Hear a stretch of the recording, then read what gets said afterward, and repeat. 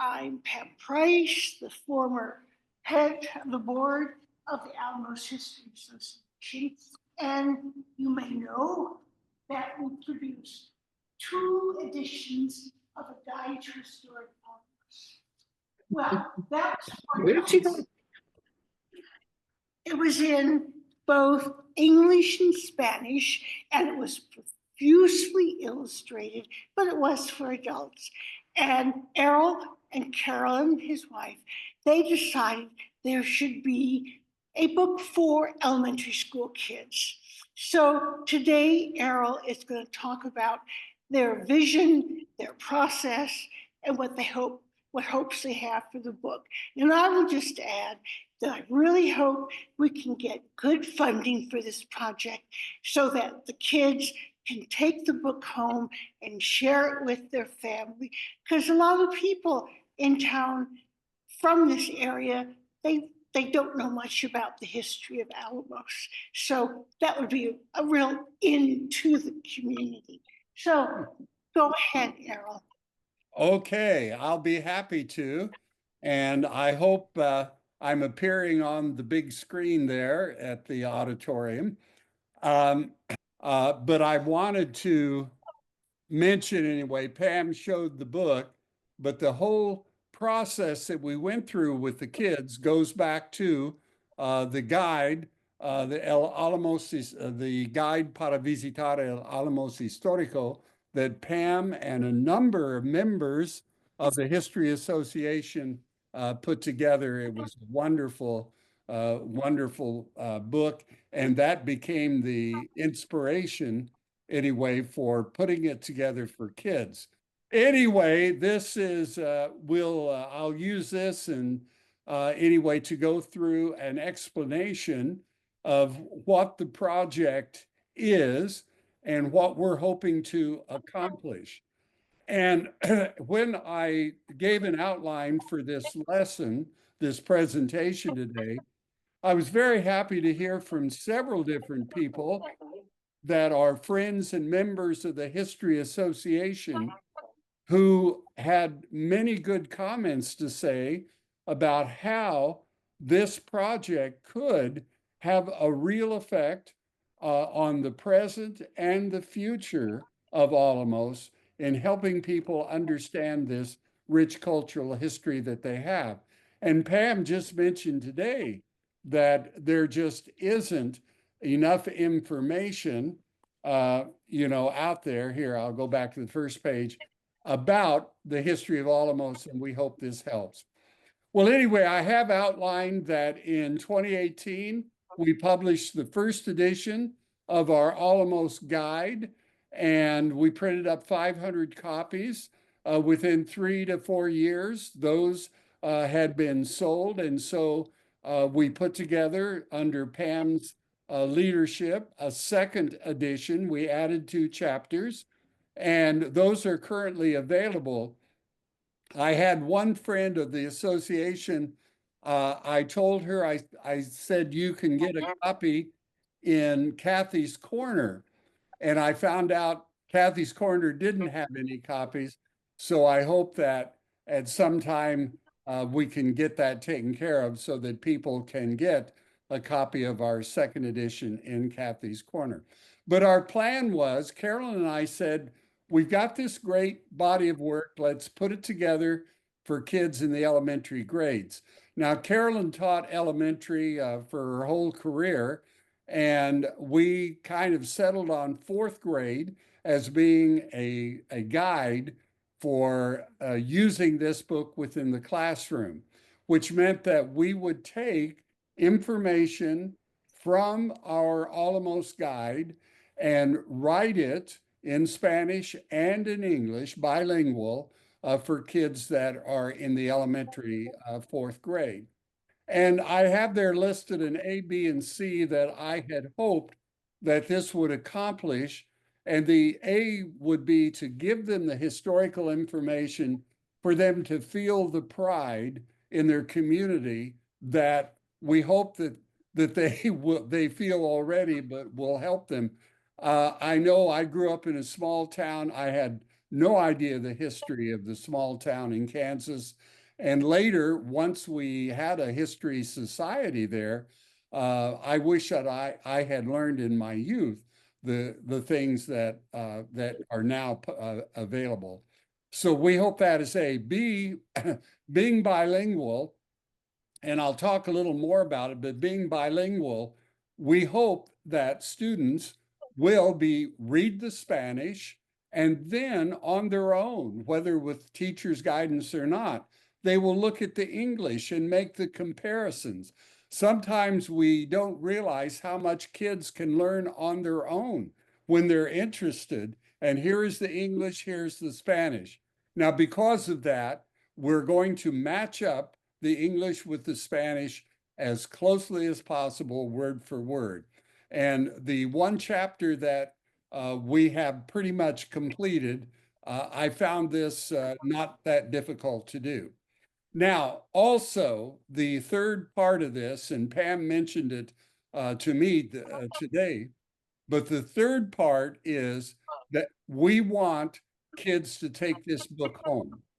So we want a copy for each kid, not a classroom set, although we hope that it will be used in the classroom, but we're planning for it to be. But we want the kids to take this home where other members of the family can learn the history of Alamos anyway from this book.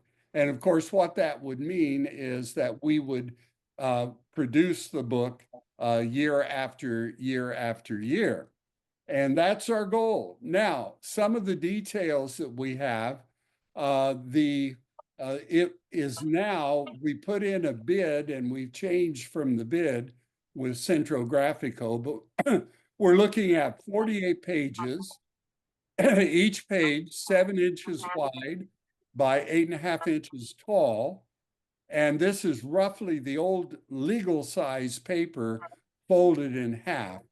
And that's what we'll go by. And it'll give it a little different shape than our guidebook or the Alamos directory has. It'll be wider, and we think that will be better. We will have hard stock on the cover, the back cover, the front cover, the inside front cover, and the inside back cover. They will be color pages of hard stock. The rest will be 70-pound paper, whatever is regular paper printed. And the total pages of the printed part, apart from the cover, will be 48 pages. We have learned, anyway, through Elena Amaya of the Boer Center, she has estimated that we have 160 fourth graders in the public schools in Alamos. Now, of course, with extra copies for this and this, we have settled on the figure of 250 copies. And we don't know how many will be in the fall, but we assume if the 160, we need extra copies for City Hall, for our research library, et cetera. So we are looking at printing 250. The distribution will be, it'll be printed in Navajo by Centro Graphico. Isidra Almada Salido is in charge of that, and he and his son run the business. So it's printed locally.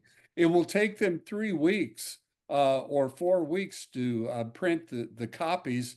So we have a deadline. We could actually finish this in July and still have it ready for the opening of school in September. And the copies will be given to the school directors, the principals of the elementary schools. I know Elena has talked with the 2 principals of Bartolome School. They're very excited about the possibility. We're forming a committee of teachers together, but the distribution will be to the schools and will go to the teachers and the classroom to be given for the students.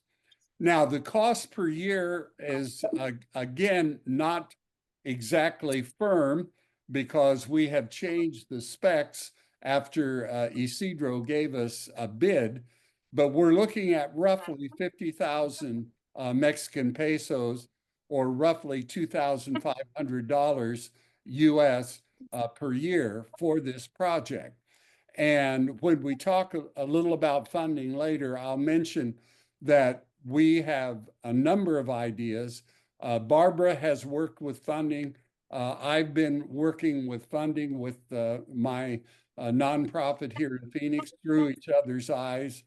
And so we have a number of ideas of how this book can be funded, and which could include individual donors, it could include corporate grants, but we have a number of ideas that we are putting into effect. The chapter outline of the book as it is now, and I'm going to change the order. I wanted to do it chronologically. And first, we have the indigenous people of Sonora, of course, which that's the beginning of the chronology. The Spanish arrival and mining would be the second. Then we have the architecture of Central Alamos, because when the Spanish came, they set down all of the villages under their control across Mexico to look like the Spanish community life there in Spain. So we'll hit architecture. And of course, the church being a central feature on the plaza. First, we had an adobe church that was built there at the turn of the 1700s, and that was replaced by the church that we have today in 1787. So anyway, I think the church goes number 4. Number 5 is early education. Now, the wealthy of Alamos sent their kids to Europe, to Guadalajara, to Mexico City to be educated.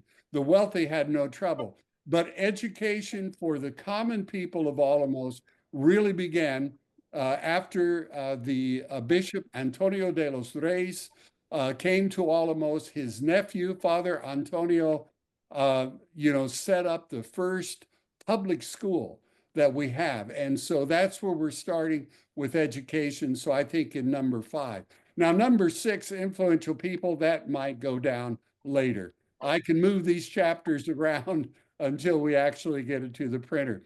The ranching and farming is as more go, that could go up earlier too, but I'm talking about how the people live and the food that they grew in Alamos, and all of those issues, the life, and also into after the Spanish came, the agricultural issues. Now, water was always an issue, and it was pointed out on many different things that we've had in presentations, Alamos, during its first or second year of existence, was almost moved to the Maya River because they were worried about water. And what are we worried about today? We're worried about water. So the water issues go far back. Then we have the tunnels. We have the Ciudadela, which is such an important part, one of the oldest buildings of Alamos. And of course, it was first a fort. The soldiers were there. Then it became a storage for the royal.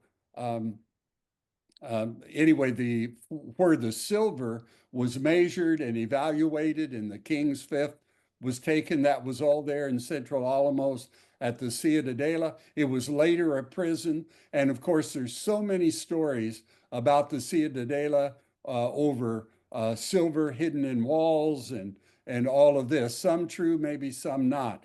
But that is an important part. The Anza expedition, and I also include the Rivera expedition, is in there because Alamos played a big role in both of those expeditions. The Anza expedition was 1775, of which the city of San Francisco and the Presidio was established. The Rivera expedition was 1781. And we have information on this on our webpage, alamoshistoryassociation.org. And there have been Joan Powell on our board, has done a lot of research on those expeditions. And also 2 former Steve McKelvey was very much involved in this. And it was such a tragedy when he passed away. Jim Taves, who was on our board for many years, and he's no longer in Alamos, but he was very actively involved in making a presentation for Anza and perhaps Rivera in our museum. The mint, of course, now that's 19th century, and so it's a little later, but we have a lot of information on that. And that the old mint building, which doesn't exist, is now the area that is in the Paulita Verjan school there in Alamos, right next to the hacienda. So we have some information on that. The Panteon is 18th century, so I may move the mint down because that's when the city allocated land. First, the wealthy people were buried under the church, but that was discontinued in the 18th century. And the Panteon was developed, land was given for the development of the cemetery at that time. And so I talk a little about, or I have information on that was some of it taken from the guide and from other sources. Now I have about our former governor's palace, and this is when Alamos was the capital of the Interno Occidente, which was in 1825 to 1828. That was after independence from Spain. And of course, the area included much of what is now Chihuahua, Sinaloa, and Sonora. This was a huge area. And the first capital of this area was El Fuerte, our sister city there in Sinaloa, very close to us. It was moved several times. A lot of the reasons was safety. After the independence from Spain, there was a concern over rebellions from the indigenous people, primarily the Yaquis, and Alamos became the capital, and I think it was number 4 before everything changed and we had the state of Sonora and the state of of Sinaloa, and the capital of Sonora became Arizpe, which is a little town now in the north, and it's a very historic, beautiful place. So anyway, that we will have that information. I have it now at number 14. Number 15 is General Rosales, and that's we have the bust of him in the Plaza Alameda. We have information of the battle of 1865, I believe, that where he fought against the rebel forces. He fought for the Republican Army, the established government of Mexico, against the rebel forces, which were under the leadership of Chato Almada, who was here in Alamos. And we have information anyway on that. His tomb is in our cemetery, but his remains are in the hall in Mexico City, in the Hall of the Ilustres Personas there.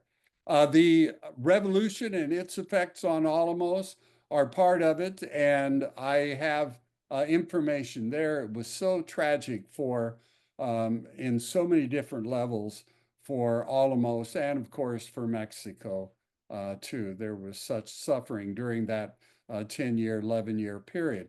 And we have about that, the environment. Some of this information came from our guidebook, which was done by Stephanie, that section of the guidebook and others. I have the Norbert disaster. I might move that to the last chapter because we are working people on the History Association, Donna McGee, for instance, and Karina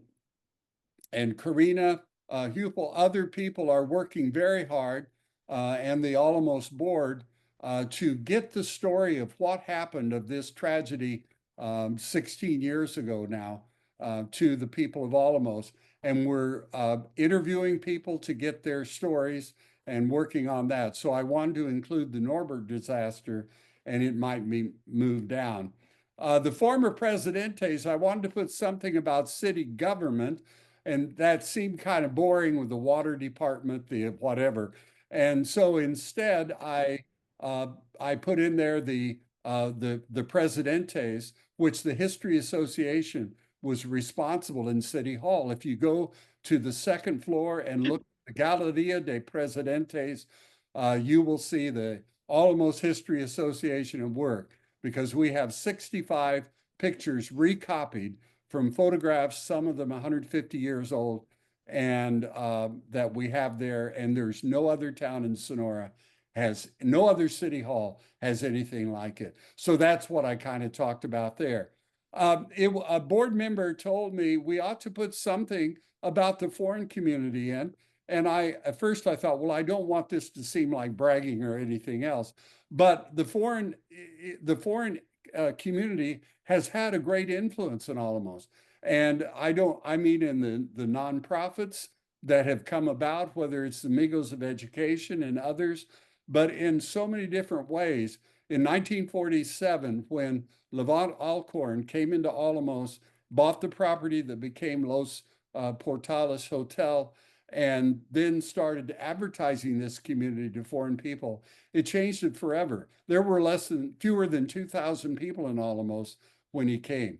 And of course, the city on both sides, their foreigners became involved. And of course, they provided jobs. And I mean, the whole community has been greatly affected. The last part that I have, it won't necessarily be last, is on the Boers family. There's a lot of wonderful families, but because the Boers family, especially by this making this community center and making it for all the people of Alamos and the many programs, I really thought it would be good to have something. And so we're working on that. Now that's the general chapter outline. The presentation will be on the left will be, that will be the Spanish. Well, first there is a title, and the title will be only in Spanish.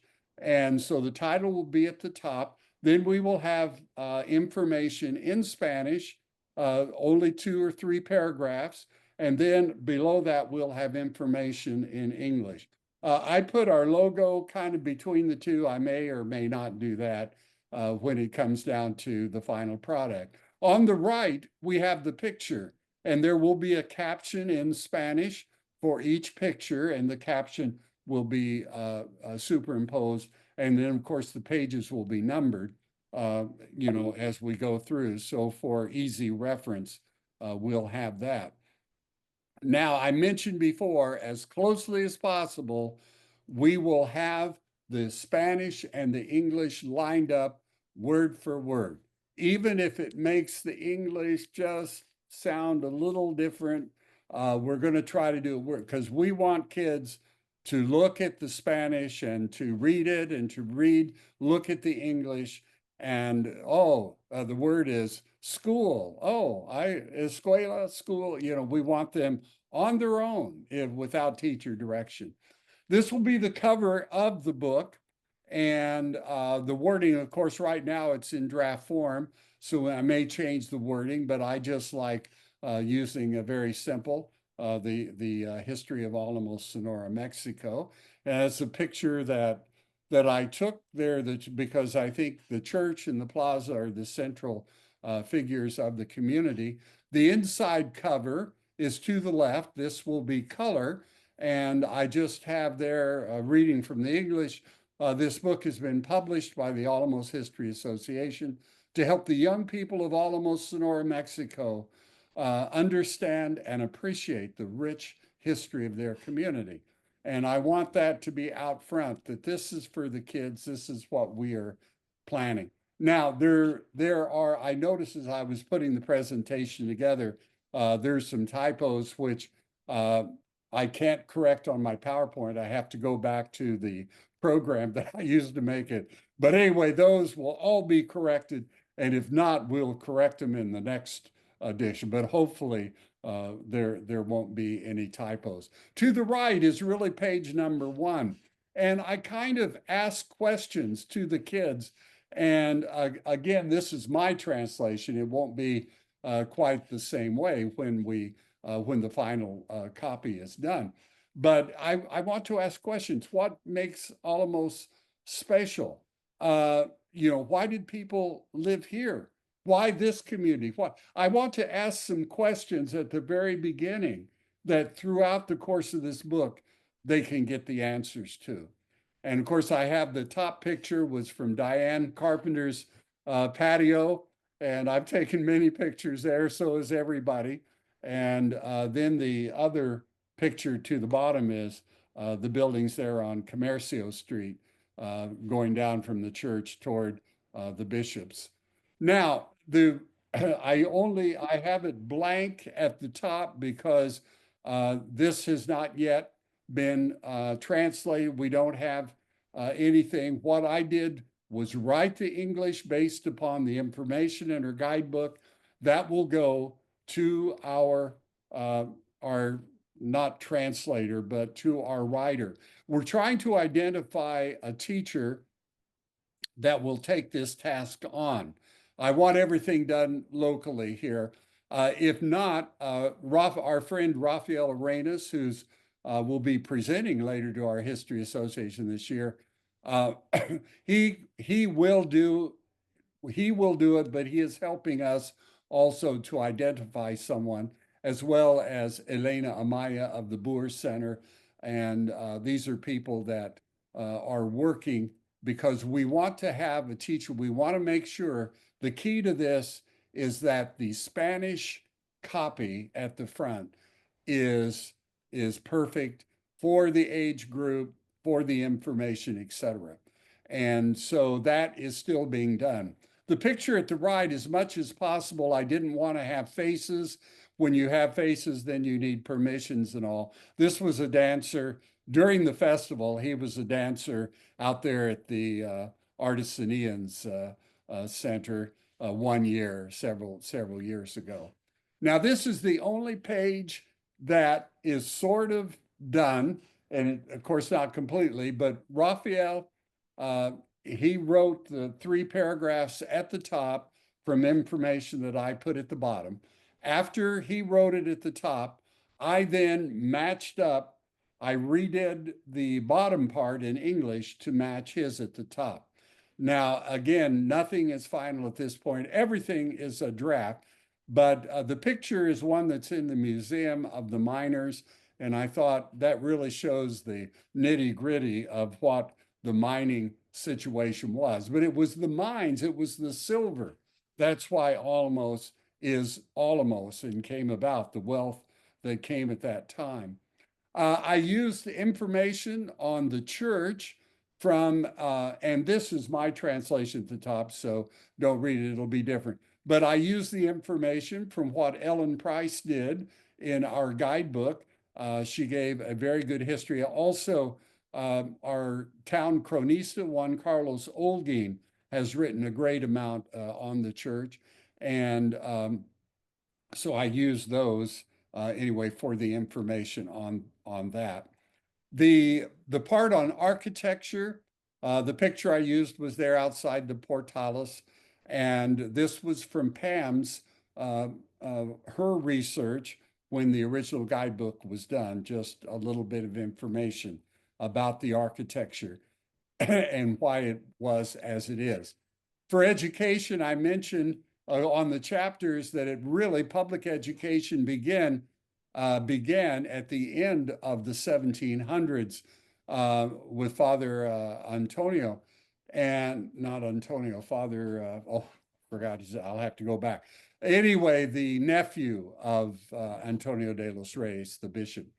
And the picture, I know the family of the little girl. She's not an Alamos girl, but I can get permission for that. It's a picture I've used in different things, exhibits, and I'd love to have it within this book. And of course, she's counting. This is math on, I think, either kindergarten or first grade, and I use that. Now, for famous people, we could use Maria Felix. She's beautiful. We got plenty of pictures.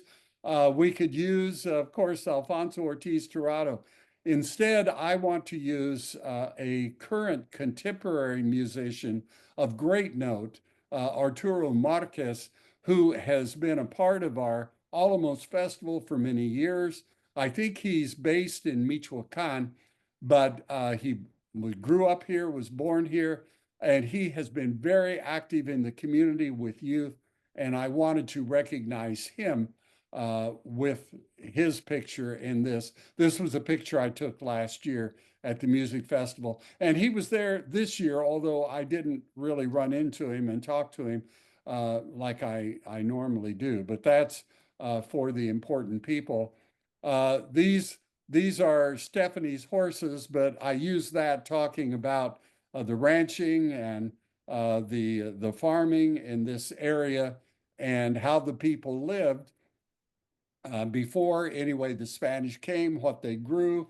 Of course, they irrigated at that time. We didn't have all of the dams, and so the rivers ran, and so they irrigated to grow the corn that they needed for as a staple part of their diet, etc. And but anyway, that's that page on that. For water, our arroyo was running in July for a little bit. I took that picture of the water running, and then I talk about water issues there, and you know, that in Alamos. I haven't really mentioned so much. I did mention only in a phrase the Los Pilares Dam, or the Bicentennial Dam, which will certainly help ease the Alamos problems. I have for this on the tunnels, I've tried to make it clear that we don't really have a recorded history on the tunnels. We have some information down. A lot of it is just legend. And so we have in things within our book about the tunnels. We've had presentations on the tunnels. Catherine Callingham has done a lot of work with Nemesio Figueroa, who I think is Umberto's uncle there, Umberto at the hacienda. But they have tried to make a diagram of the tunnels that were through Alamos using searching anyway for the water for the shafts of the tunnels. Now, according the tunnels were when we had the Ciudadela, the Ciudadela was connected to an army barracks on the Madero Street, which was in Aurora Street, and that there could be troops moved with these tunnels. We know that when the Mint was established, that there was a tunnel, or we have a documented a tunnel went from the Mint to the director's house, and so silver was stored. The director's Finley, Margot Finley, her house across from the hacienda was the director of the Mint's house. So we have some references to the tunnels. We've not excavated one or anything, and I give this information. The tunnel system is something that if I were a kid in Alamos, I would say, let's explore. I want more on that. This is a picture of the Ciudadela from the outside. I've got a couple of pictures inside, which I may use, which show better because it was a fort, it was an office for the Treasury, it was a prison. A picture inside might show that just a little bit better. And right now, there is not a person that's living there full time, but there is help, and I think I can go in and get a picture when I come back in April. This is De Anza, and this from a painting. We don't really know what Anza looked like, but he, of course, what, you know, Alamos was connected to this great journey of 250 soldiers and settlers in 1775 that followed the rivers and went from Culiacan, Sonora, to you know, what is now San Francisco, California. And then, of course, in 1781, the Rivera expedition left Alamos, and that one left from Alamos. So we have a little information on those, and our board met with the president of the Anza Society here a couple of weeks ago, and Stella Cardosa of the Anza Society, they're having a meeting in Tubac there in Arizona, and she came to Alamos with other family and members of the Anza group. And we met with them and kind of updated them on what our goals. We certainly hope that we can help get that information. Jim Swickert there at the Hacienda has some of the coins that were minted there in Álamos. And at a presentation he gave a number of years ago, he scanned a couple of coins, and I have those scans here. And then I talk a little about the mint. Now, the mint, they talked about establishing a mint after independence. And of course, Álamos was where a great deal of silver was produced. So it made sense to have the mint in Álamos. But actually, the mint never really started producing until 1861. And it had a short history, really. And I don't have all of those dates. We've had presentations on them, but I have a few of the dates. But it was really a short time that coins were manufactured, and the copper and the silver coins, here in Álamos. The Panteon, on how the development came about of not only the cemetery, but the Day of the Dead and the decoration of the cemetery and the Panteon for that. So I have some information on that. This is part of the ruins of the governor's palace, that the governor's mansion, that was connected to the house that Dimitri and Angelica live in, the Rip Torn house. That was on the opposite end. That was part of the mansion. And if you see pictures of Álamos from way back years ago, just check my watch to see how many. But when you see pictures, you have a second floor, but over the years it's deteriorated. The Amapa beams, which are very valuable, were taken out, and so we have only a ruin left today. But I give the information on when Álamos was the capital of the Occidente.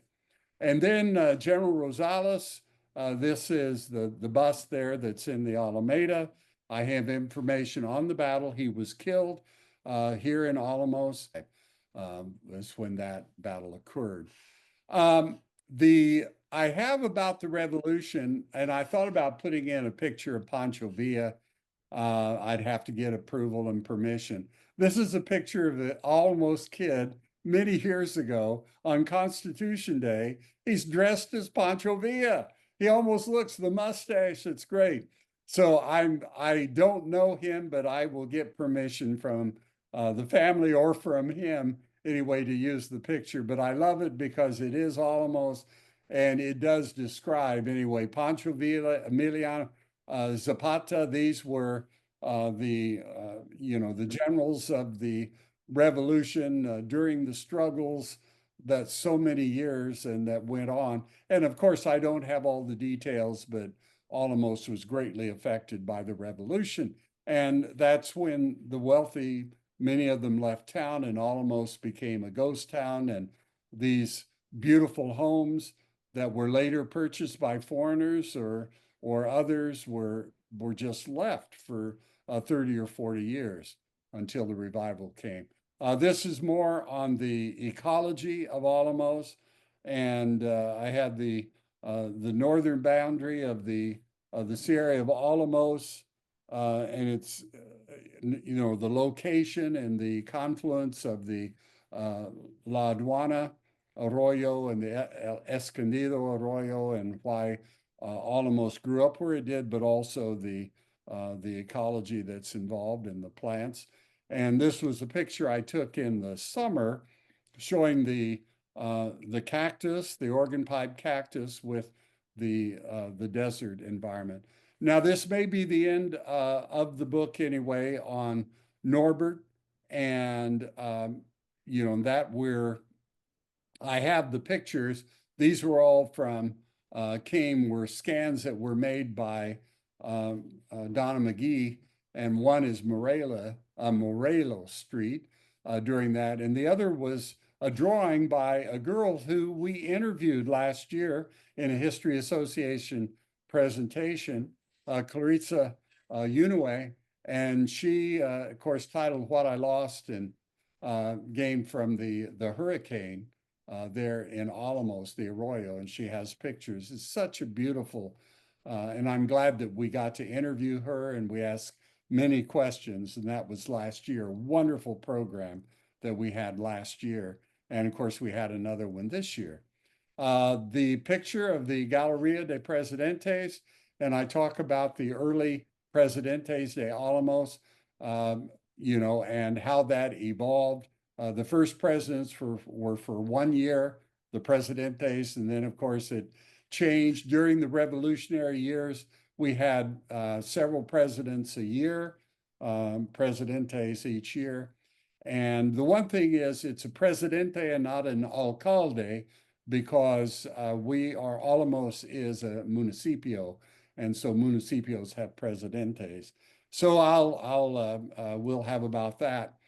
This picture of Levant Alcorn was taken by a very important photographer in the history of Álamos, Anders Tomlinson. Anders comes back and forth. He's into video and to art and not so much still photography now. But I sent a message to Anders and said, I know you have several pictures of Levant. We're doing this children's book. Can you give me a copy? And he sent me anyway this copy of Levant, you know, Levant, which was taken when he was in his 90s. Levant passed away in the early 2000s, and I think he was 99 when he passed away. And of course, Ana Maria, you know, was his wife, and Ana Maria is still among us here in Álamos, an important part of our community. Moors, I'm still working on that, so I just put text and picture for that. Now, this is the last page of the book, which will be page 45. I didn't put a page number down because what we'll do is have all of the thanks, all the people that need to be thanked here. Thanks to the Cultural Institute of Sonora, the History Association and the research that has done through the association. Thanks to the educators. We'll have some references to where we got the information so people will know this isn't stuff that we made up. And of course, we will thank the mayor and the city officials, you know, for all of it. We'll try to make this a page, and of course, it's going to be bilingual, so thanks. The inside back cover, I thought it's got to be the kissing alley, and that's not the most colorful picture of the alley, but it's one that I like, the way the light it hits against the stones and all of that. And I have anyway written in English the cobblestone kissing alley, which is so historic that this was the way into the plaza. Burros hauled up firewood, leña for the homes of Álamos, right up this kissing alley. And it's really amazing. And of course, the back cover will be this. I think I'll make it Spanish since I did the front. So I'll just put it, but I recognize Centro Gráfico on the back, and the copyrights, of course, you put down as a copyright. And I gave myself credit just for the cover, the two cover photos anyway. Well, anyway, that is the book that we have, and the steps that we're going through now are number one, getting the copy written that will be used, and then of course once the copy is done, I will change the English to match up the Spanish that we have. Number two, we'll get an updated estimate from Isidro. We want it printed locally. We want everything done locally on this. Number three, we've already started identifying funding sources, and there are a number of areas. One thing that I do know from our work with the nonprofit that I started many years ago, Through Each Other's Eyes, is that projects involving education are easier than many other projects in terms, nothing is easy when it comes to getting grants or money. Nothing is easy, but projects involving education. And when we show how this could have a dramatic effect on people knowing, here in Alamos, knowing their own history. And if we look at it year after year after year, every fourth grade kid is going to get this book. It's going to be circulated throughout homes. It'll be free of charge. Nobody will have to go down and pay a few hundred pesos or anything for it. And we think it will have a tremendous effect. So that is basically the end of the presentation. And if there are, here, I will stop the share. And so if there are any questions, Pam, if you could field any questions and repeat them, I'll give an answer, or any comments.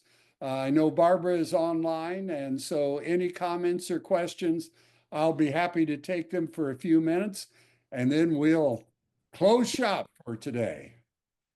Okay, Melanie. Hi, Errol. It was a great presentation. Thank you.